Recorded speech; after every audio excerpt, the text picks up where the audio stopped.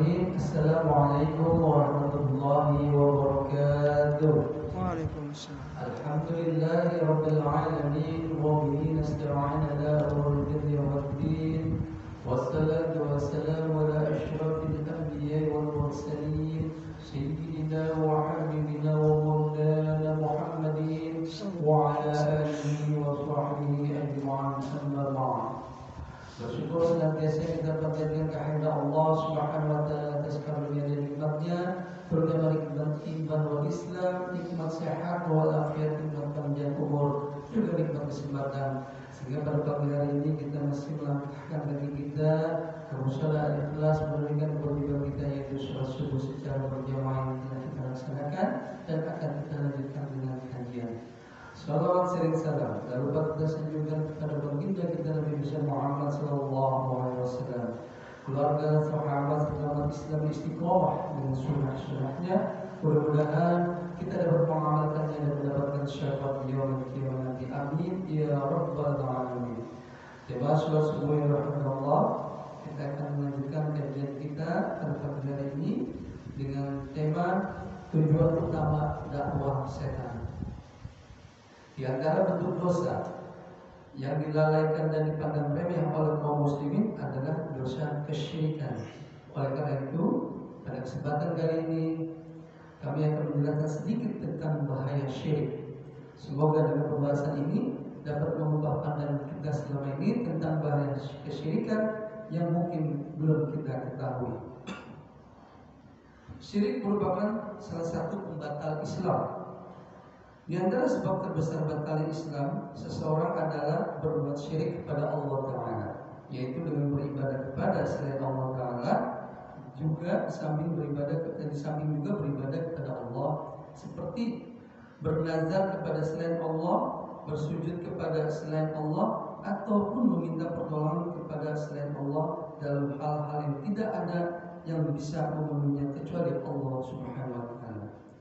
Allah Subhanahu wa taala berfirman di dalam surat Al-Maidah ayat 72 yang artinya, sesungguhnya orang yang mempersekutukan sesuatu dengan Allah, maka pasti Allah mengharamkan kepadanya surga dan tempatnya ialah neraka. Tidaklah ada bagian orang-orang zalim itu seorang penolong pun. Allah Ta'ala yang berfirman, sesungguhnya Allah tidak akan mengampuni dosa syirik, dan Dia mengampuni segala dosa yang tingkatannya di bawah syirik bagi siapa yang dikehendakinya. Barang siapa yang mempersekutukan Allah, maka sungguh dia telah berbuat dosa besar. Quran surat An-Nisa ayat 48. Oleh karena itu, kesyirikan adalah dosa yang paling berbahaya. Namun banyak dilakukan oleh orang-orang yang mengaku sebagai muslim dan mengucapkan la ilaha illallah. Mereka memang melaksanakan sholat dan puasa, akan tetapi mereka mencampur amal ibadah mereka dengan syirik akbar, sehingga mereka pun keluar dari Islam. Selanjutnya, syirik merupakan tujuan utama dakwah syaitan. Tauhid merupakan fitrah yang Allah Ta'ala ciptakan untuk manusia. Setiap manusia yang ada di dunia ini terlahir di atas fitrah tauhid, meskipun dia dilahirkan oleh orang tua yang musyrik.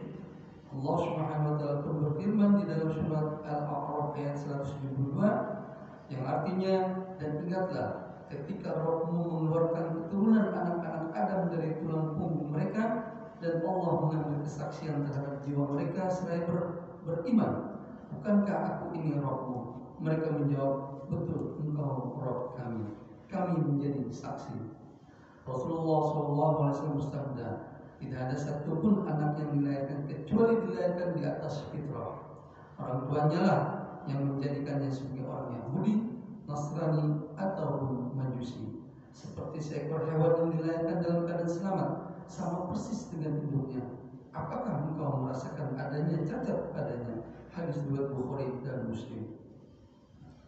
Karena manusia dilahirkan di atas fitrah tauhid, maka setan akan berusaha mengerahkan seluruh kemampuannya untuk menyesatkan manusia agar mereka menyimpang dari fitrah tauhid tersebut. Rasulullah SAW bersabda, sesungguhnya Rabbku memerintahkanku untuk mengajarkan kalian apa-apa yang belum kalian ketahui. Di antara hal-hal yang diajarkan kepadaku hari ini adalah setiap harta yang aku berikan kepada hambaku, maka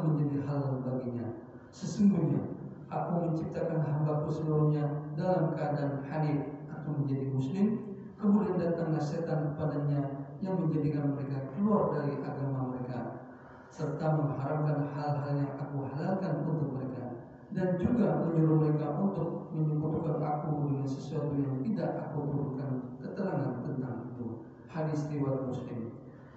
Setan telah berjanji di hadapan Allah bahwa dia akan berusaha untuk mengubah fitrah yang telah Allah Ta'ala ciptakan untuk manusia.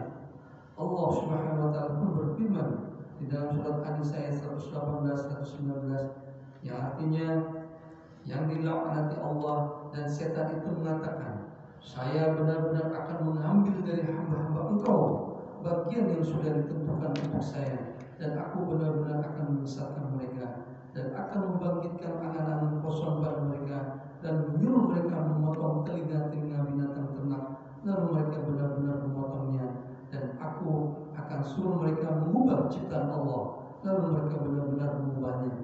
Barang siapa yang menjadikan setan menjadi pelindung selain Allah, maka sesungguhnya ia menderita kerugian yang ada.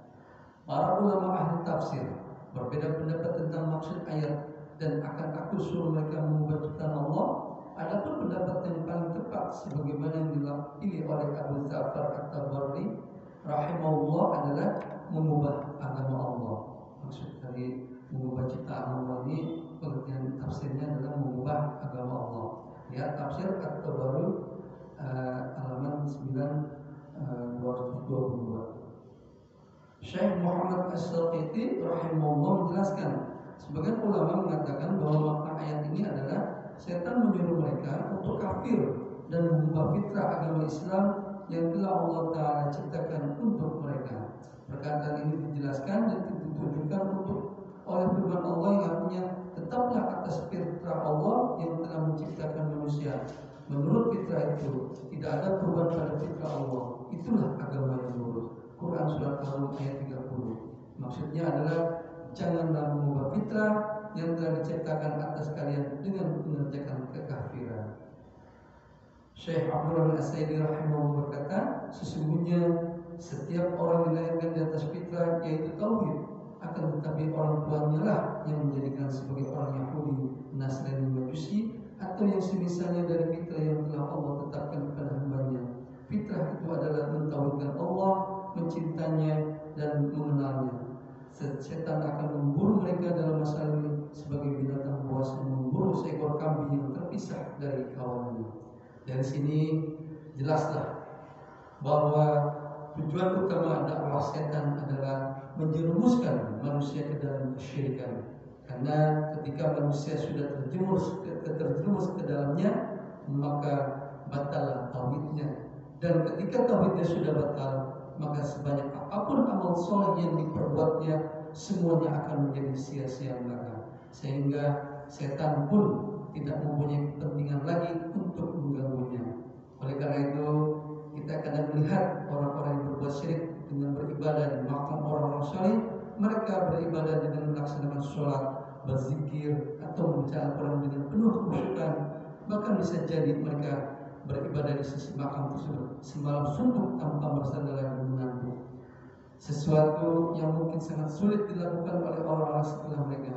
Demikianlah kekhusyuan mereka itu tidak lain karena memang setan tidak lagi mempunyai kepentingan untuk mengganggu ibadahnya.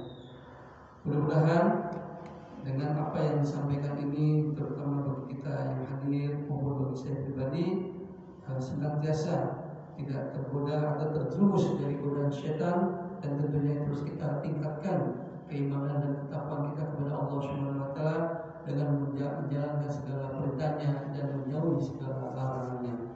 Dan tentunya inilah tujuan daripada setan untuk menjauhi kita dari agama Allah, supaya kita terjerumus dari hal-hal yang tidak baik.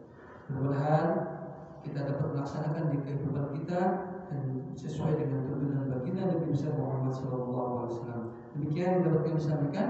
Mudah-mudahan ini bermanfaat bagi kita semua. Mohon maaf atas segala kekurangannya. Wabillahi taufiq wal hidayah. Wassalamualaikum warahmatullahi wabarakatuh. Waalaikumsalam.